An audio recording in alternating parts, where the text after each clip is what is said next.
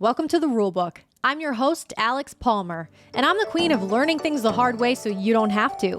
On this podcast, we're talking about the mistakes I made and the lessons I learned along the way to create the rules I now live by. On each episode, we're talking about a new rule, why I created it, how it came about, and how you can apply it in your own life. So let's get into it. Welcome to episode number 18. Let's talk about subscription-only content. That's right, OnlyFans. I'm pretty sure you can't scroll through your TikTok or your Instagram without somebody mentioning the power that is OnlyFans. I mean, I can because that's not how my algorithm is set up at all, but I'm sure some of you can't. But I also can't escape it in my real life without somebody telling me how so-and-so made $100K this month, and another one quit her full-time job to just work on OnlyFans because it's no longer worth it to have a 9-to-5 when you can make that much money on the internet. Look, it obviously sounds like a pretty good gig, right? So why wouldn't you do it? But before you start your profile, let's discuss. Full disclosure, I have never used OnlyFans. I'm not on it. I don't have a profile yet. I'm just kidding. I'm not really planning on making one at this time, but never say never. But let's discuss. Is it worth it? And what's my rule? All right, here's what I've heard. Unless you already have a massive social media following or an internet presence on TikTok, Instagram, Twitter, or what have you, it's going to be pretty goddamn difficult to make $100K a month on OnlyFans, especially when you're just starting out. There's this false idea that once you start your channel, you're going to get all these eyes on your page and people are going to be subscribing to your content. That's not necessarily true. You'd have to be actively promoting your OnlyFans account to your Instagram, your Twitter, your TikTok, whatever, to your already large following to get them over to your OnlyFans account and to start monetizing your content.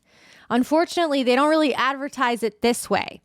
So I heard someone say it's basically like selling yourself to people who probably already know you because they are the ones who have an interest in, your paid for content. So if you don't have a huge fucking social media following, chances are it's your creepy neighbor who's going to be subbing to your OnlyFans and potentially screenshotting your content. So rule number 18, making easy money is actually pretty hard. And this is not limited to OnlyFans. That's why I started off saying that this episode is going to be about subscription-based content, whatever that may be. Because let's face it, even our favorite influencers are selling us some version of an unattainable fantasy. Whether that's showing us their luxury goods, their fancy-ass clothes, or their absolutely fabulous vacations. They're selling us something most of us can't achieve. And they're even selling picture-perfect families these days, but they're absolutely not showing you everything that goes on behind the scenes. I don't care how many goddamn platforms you follow them on. You're not seeing everything. And even worse, what a lot of us don't see is that it costs a lot of money to live this way. And you have to invest money to make money, right? So unless you're born into it, I think a lot of people can go into serious debt by trying to keep up with these online images of themselves. Making tons of money on the internet is the new American dream, but so much of what we consume is just bullshit. A lot of influencers have actually tried to come out and be transparent and say, oh, well, #gifted, or this is something I'm wearing and I'm going to be returning back to the brand because it was, loaned for this specific event or shoot. But it doesn't really matter because anyone who tries to live like an influencer without being an influencer is going to be in for a rude awakening. I'm not saying that all the money that influencers make is not earned. Some of it is, some of it's not. Okay, let's be real. But it really sucks when I hear guys complain, oh my God, it's so easy for women to make money. All they have to do is just go on OnlyFans and sell pictures of their feet or whatever they're selling pictures of, and they get $100K, but that's not the case, even though they like us to think that it might be. It's damaging to hear about people having $1 million months on this app because what they're not sharing is the fact that the person who made $2 million in 2 months was Bella Thorne, who's already a celebrity.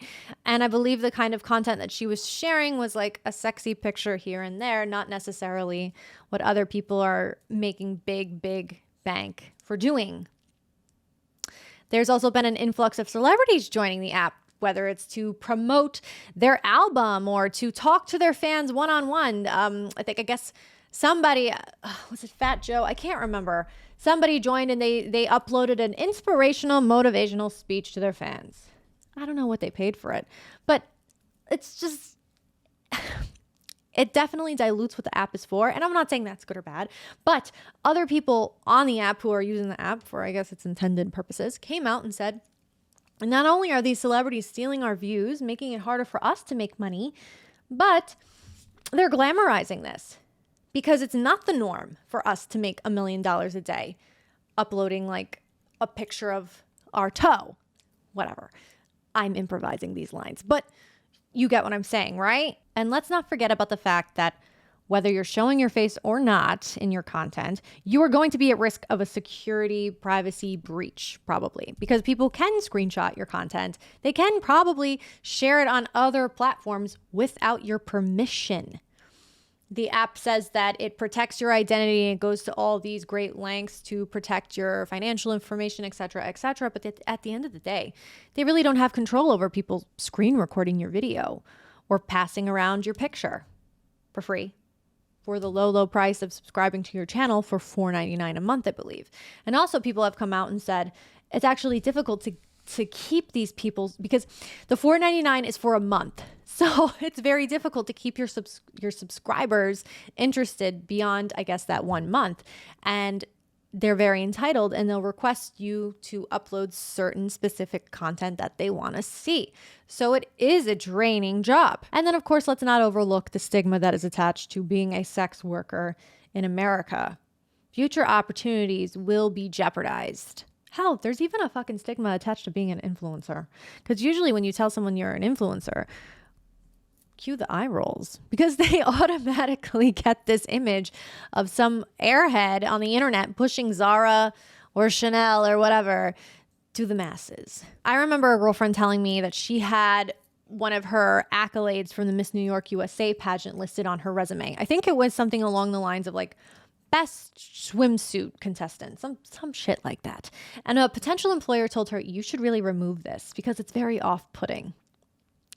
Because that's the thing, women will always be judged very harshly, especially for anything we do pertaining to our looks, because God forbid we should capitalize on our own images. I knew a guy from acting class once who told me, Alex, I really respect the fact that you don't use your looks to your advantage. Dude. He went on to have a freaking comment war with me anyway over Instagram about how girls have it so much better than guys because we get free drinks at the club. Because, look, the thing is, he didn't respect me for not using my looks to my advantage. He was just glad that things weren't any easier for me because I was a blonde girl. That we both weren't having acting careers. That's what he respected. Not respected, but that's what he was enjoying, right? And honestly, who says I don't use my looks to my... I'm just kidding, but damn. I must be pretty fucking stupid.